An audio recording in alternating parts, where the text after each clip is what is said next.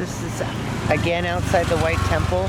These are some pretty cool looking cones and very intricate stuff here.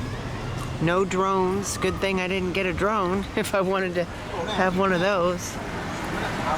A little area to sit.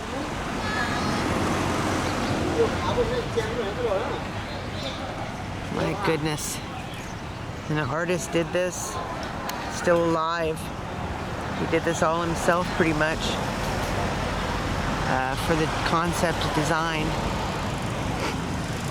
I guess he keeps adding to it even.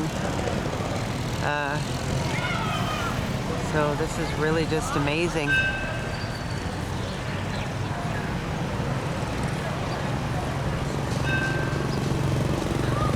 Get a little closer. It's really hard for me to see how good it is because it's so bright.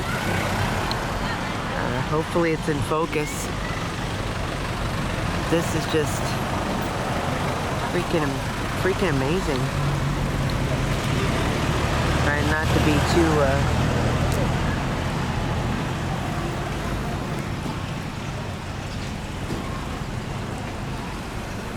yeah, we'll get a little closer here in a minute at the White Temple.